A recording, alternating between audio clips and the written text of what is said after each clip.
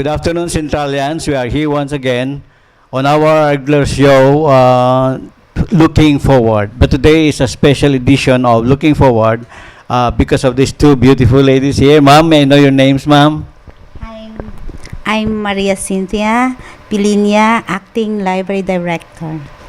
Anna May Cantel, the coordinator of the Bachelor of Library Information Science. There you are. So, fellow Centralians worldwide, I would like to greet you.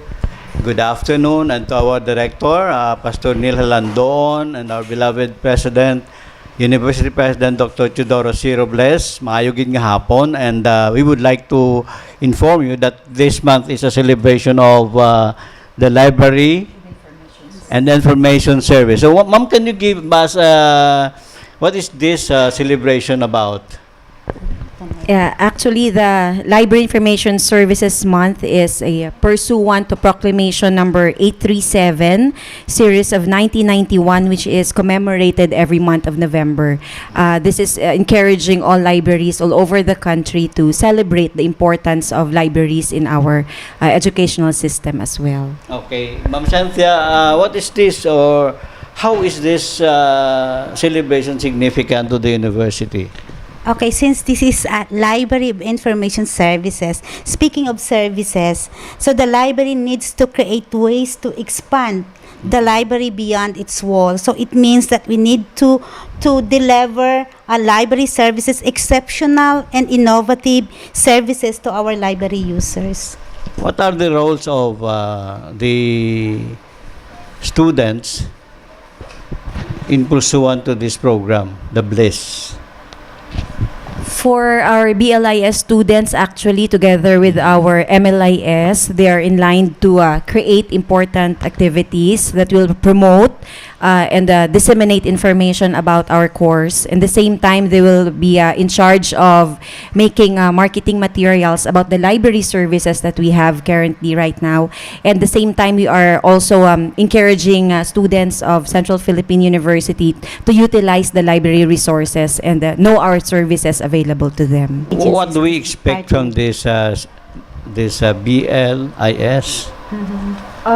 For those who are not yet knowledgeable of this, would you kindly elucidate further?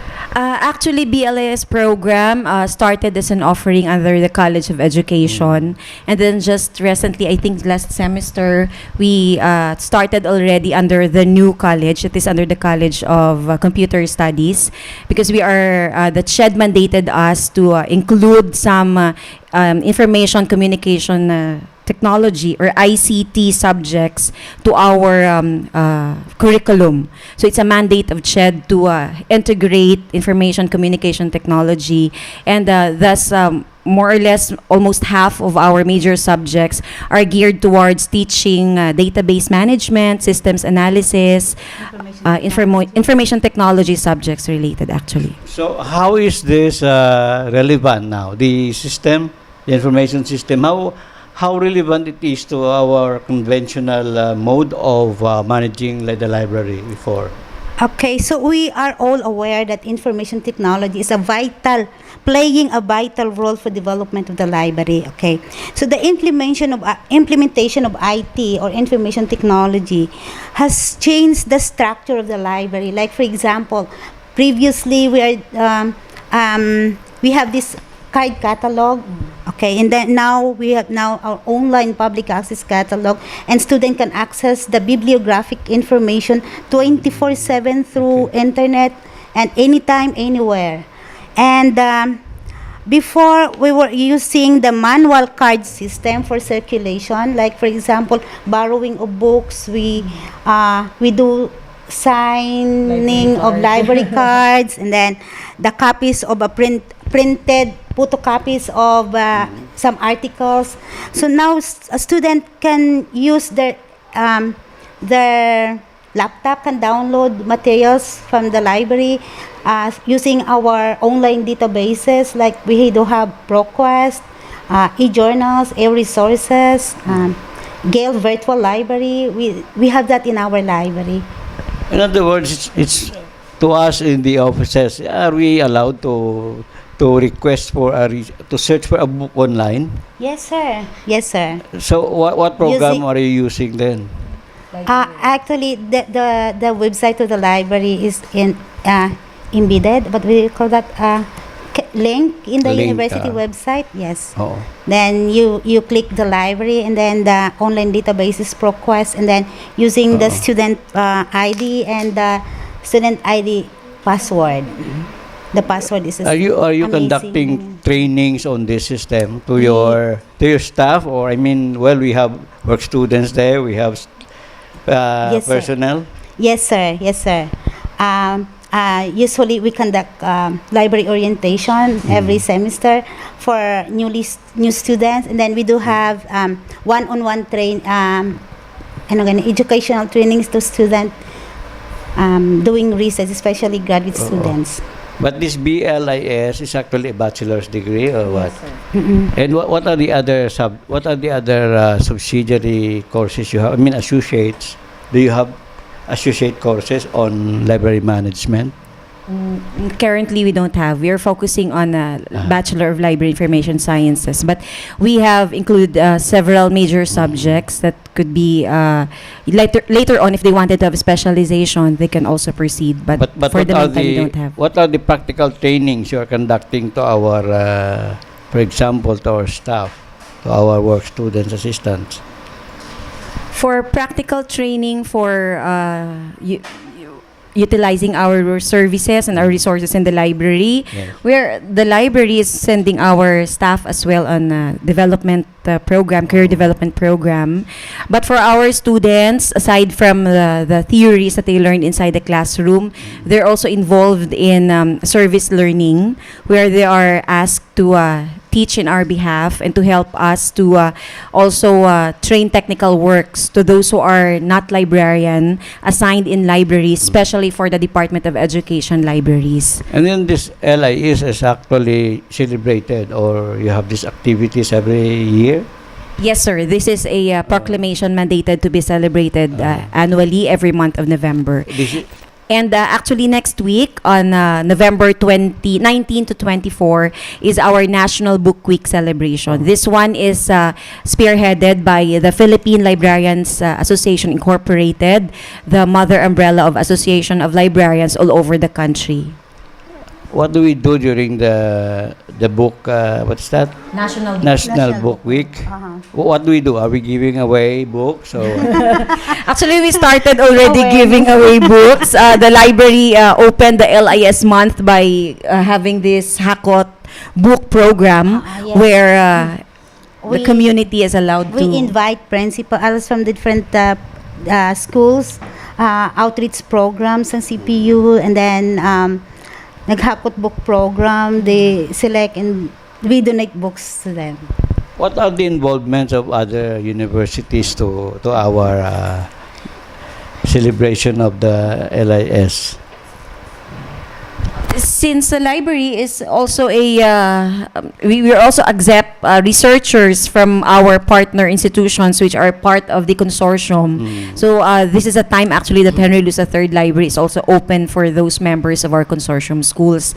But for I think all libraries are also having their own respective programs in celebration or in one way or another celebrating the LIS month. How do you link up support from our other departments, like the Outreach Department with Mr. Levi de los Santos, for example, the CHM? How does this other departments avail of, benefit from this system of management in Henry Louis, right? Henry Louis. Are you engaging in other departments? I mean, partnering them in some projects or what? Okay, last semester we do have a partnership with the College of Education, especially for their outreach program. We teach cataloging to the public schools, yes, and we donate books. We bring books for the additional materials for the library. I like to mention this because, for example, in Guimaras, I have a pet school that I am also supporting out of our organization. So how possible can this well, let's call it refurbished schools in other areas, request, for example, books. Yeah.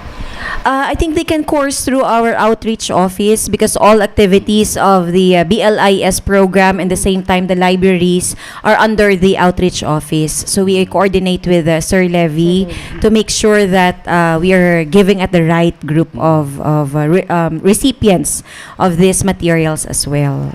And not even materials but also training. Who is in charge of the books that are already? Do you have expiration or what? How do you call that? These old books.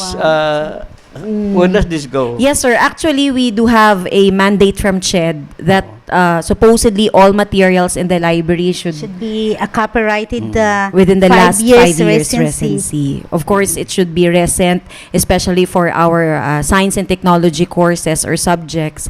For those materials which are weeded out, we call that technical term weeding, or we are eliminating titles in the library that are not useful anymore in our curriculum, or those which are really obsolete in nature. That's actually the candidates that we are the one donating to our recipient institution or schools as mandated by our outreach office. Is our Herdelus library also being assessed, or how do you call this? Yes, sir. Like the evaluation, do we have that? Yes, sir. So at Through what level, accreditation. at what accreditation do we have now for the Herdelus? So we have PASCO for engineering, College of Arts, College of Agriculture, Nursing, so PASCO, and the CCS under PASCO, and then all is under AXCO. And actually, all colleges who will have to undergo an accreditation, library is an area. So, tanan na sila. They have to include library as an area for accreditation. So that means we also have to strengthen our collection in our services as well, because we are supporting the academic programs of our university. And these other satellite libraries, for example, elementary school, are these also under your Yes, your sir. sanction or what? Yes, sir. Satellite Library, Elementary, High School, Theology Library, and the College of Law Library. Okay. And the soon senior high school Senior library. High School Library. So the College of Law is now situated also there in Inside your, the main library. and they would have access to all your books. Ma'am, what are the new developments we have in the library? Because I knew that you have just been there for how many months? So not yet a year now. So what 19 years. developments do you have there now? Okay, the recent development that we have now is the partnership with the Filipinas Heritage and the Ayala Foundation. They converted the World War II documents in a digitized format. So that's our new development. So students can access the digitized format soon. So we are now on the process of uploading the data and information on the CPU website. Mm-hmm. And one more question that I want to know, because you were also working there during your student days, right? In other words, pareho kitang work students, no? What are the requirements for a student or a work student? What are the requirements for him to become a licensed librarian later on?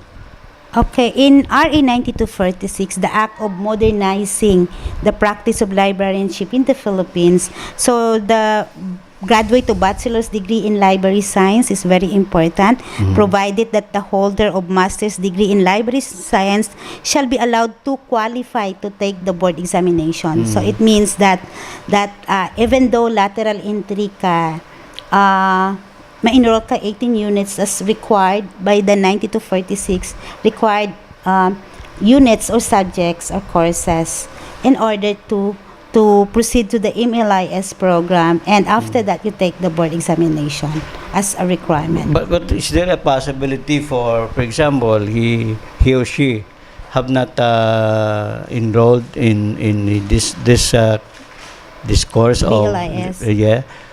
Can he still be employed in libraries as a staff or what? Yes, of course, but they are considered as paraprofessionals. Paraprofessionals. Yes, sir. Okay. But they are, although they can help us in working on technical matters or technical works in the library, But of course, the decision making should be from the librarian. And how about other schools, the tie-ups? How do they avail of your Services. services also? Are they Okay. just allowed to go there and research or what? Okay, Ma'am Anami mentioned that we have this consortium, MOA, okay, a consortium with 5 universities, UP, West Visayas State University, UI, St. Paul's University, and ISATU. So we allow them to use our resources or to access our resources with the letter from their librarians, and then a minimal fee for the services that they ano. Is it a sustaining program for the library to also request from other institutions or agencies books that can be used in the library? Yeah, actually, since CPU's good linkages actually and networking, and that is an evident of the American Corner, the World Bank Knowledge for Development Center, United Nations. United Nation Collection, the PDIS, the Philippine Development Asian Institute, Development Bank. the Asian Development Bank Collection. So CPU Library has been has a good partnership with these agencies who have been giving us additional library resources, both print and non-print as well. So there is not really a thing as buying all the books. Of course, we do buy because You do that buy. is a requirement of the SHED to keep our references for the curriculum updated. Uh-huh. The same time, the faculty members themselves are the one recommending for the title of materials to be included or title of references for their subject. And we do update our collection because that is needed and mandated by the accrediting agencies. But the basis of collecting materials is based on the curriculum offering of our institutions. Like, for example, the basis is the curriculum, the subject offerings. Okay, so we need to provide the updated collections to support the program. Okay. So going back to the celebration of the BLIS, what are the other activities that you are doing apart from this guesting on TV? What are the other activities that the Hinelus Library is doing now? Is this a whole week or a whole month celebration? Suppose yes, it's a whole month celebration, but the highlight of our activities will be next week. This is together with the National Book Week celebration. Next week, our BLIS students will be stationed on designated posts. They will have this information dissemination about the BLIS program. At the same time, they're also going to have, we are now having our electronic bulletin board where we are showing marketing ads, and the same time the activities conducted by our BLIS and MLIS students.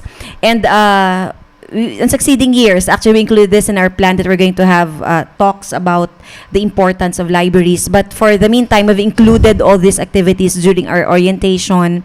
But for the rest of the school year, the library is open for those who wanted to know more about our services. So it doesn't just be concentrated on the month of LIS What are some celebration. of the career opportunities that we can expect for those taking up your BLIS now?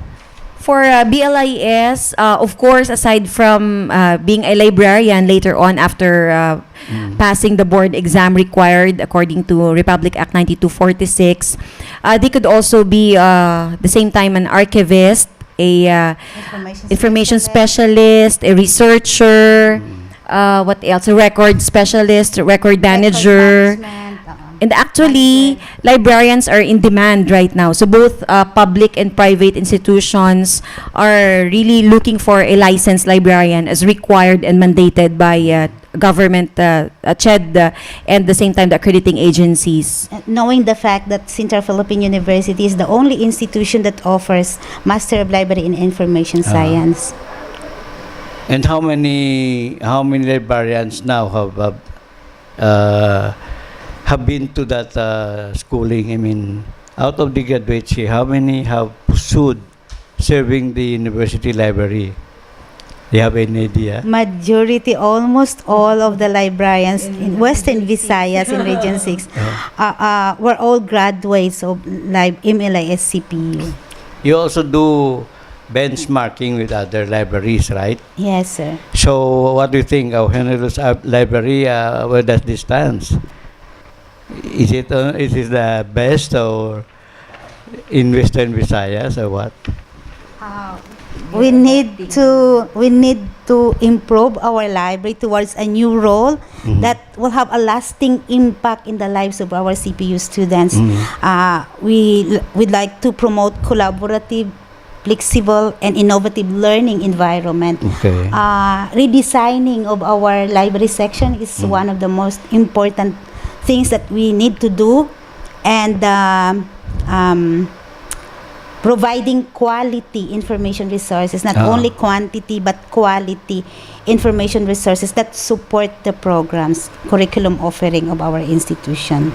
With the fast information technology transitions, how do you cope up with the change? I mean, how do you maintain the relevance of our system right now with regards to the new technologies and they're still coming in?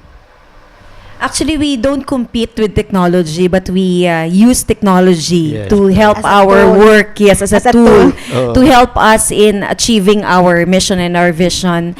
At the same time, we are using technology as well in disseminating our in information dissemination of our services and our resources. And the tool that we have right now, especially the social media, has been helping our librarians in getting feedbacks from our students, and even we can give services as well using these tools, these information technology tools.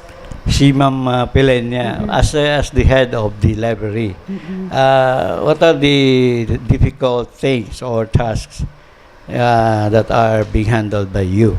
The difficult task, I think, is dealing with diverse personality, manning people with, of course, the diverse personality, and then the demand of the students, that internet connections, we need to improve our bandwidth, and then renovation of the library, retiling of the library, cleaning of the entire library.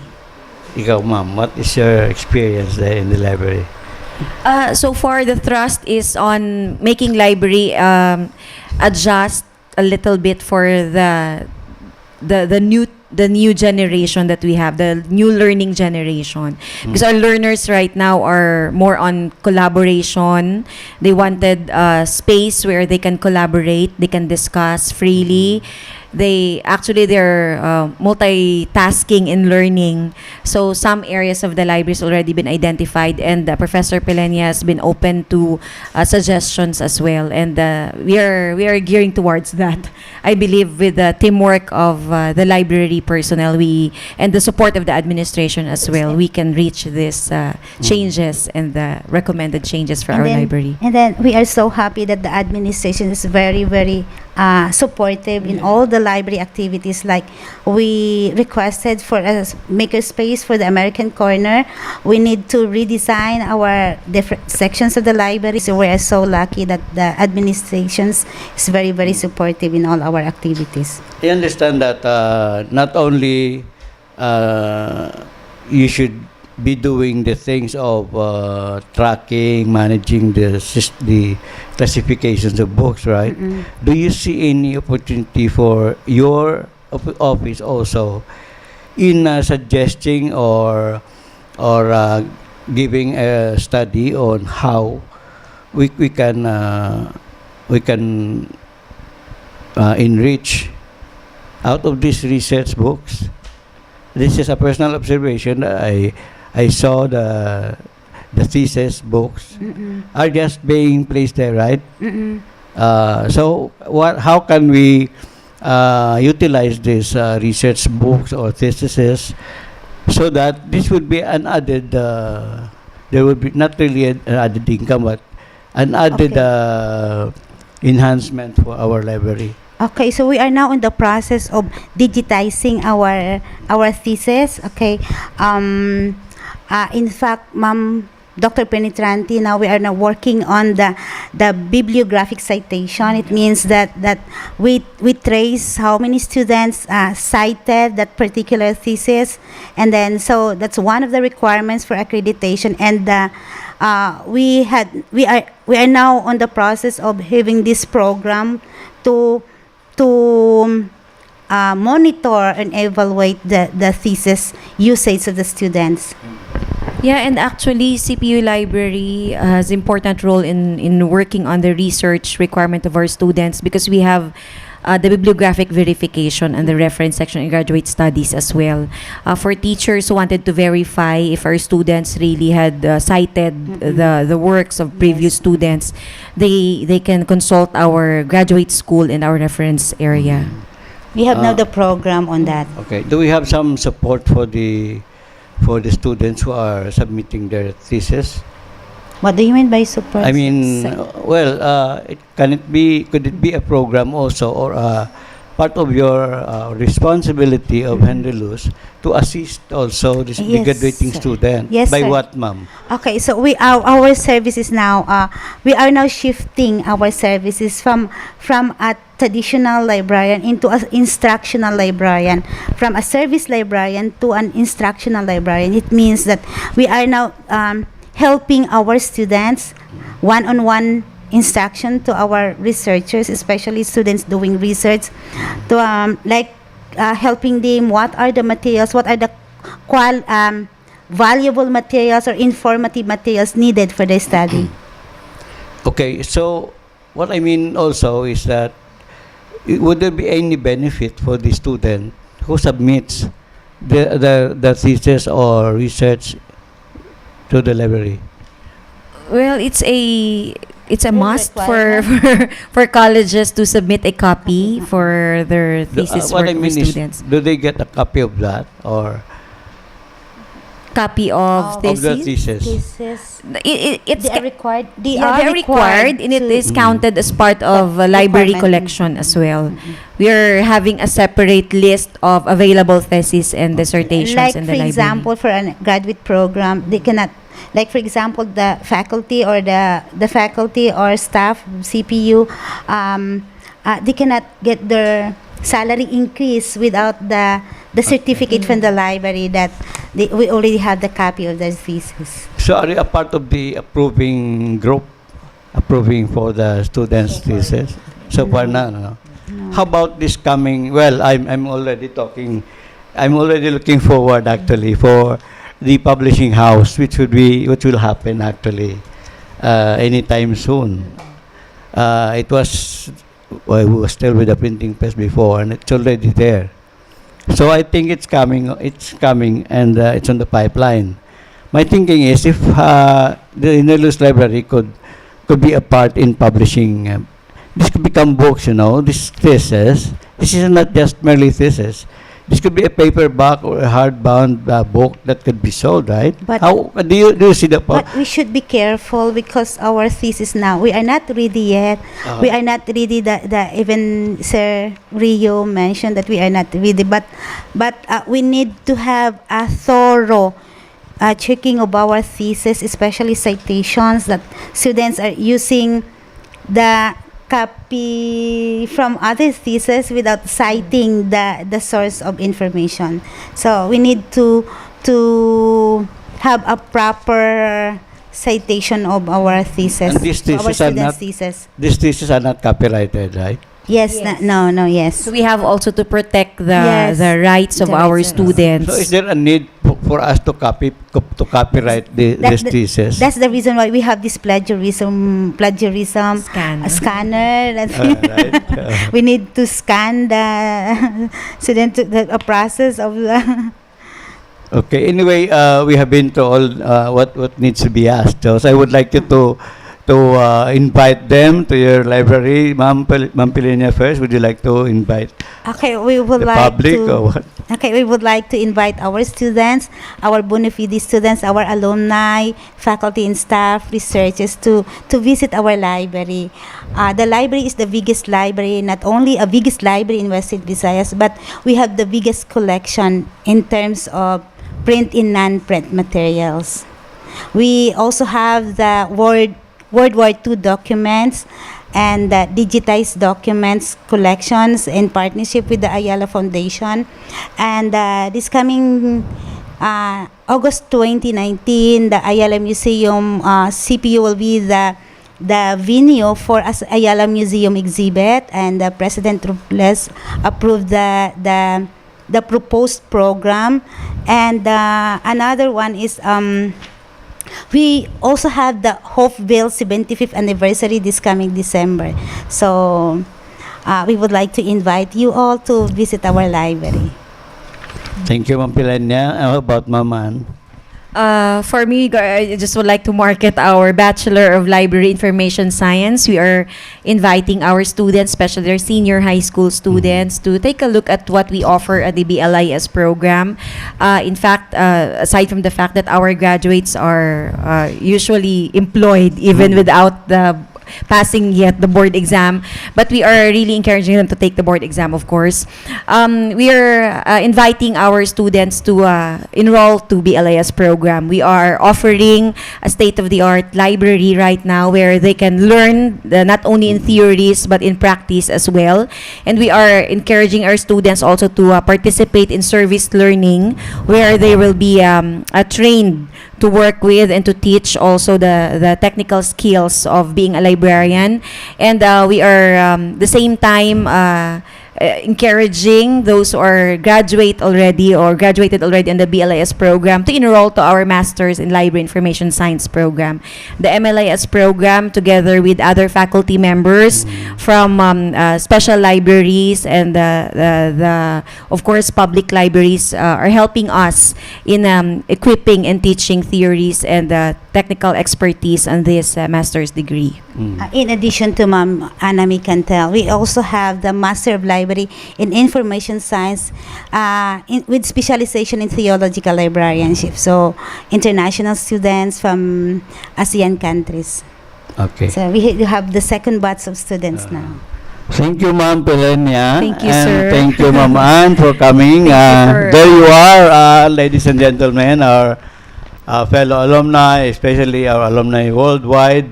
We also look forward to your support to our Henry III Library. So once again, I encourage you to look forward to another edition of Looking Forward. Thank you and God bless you.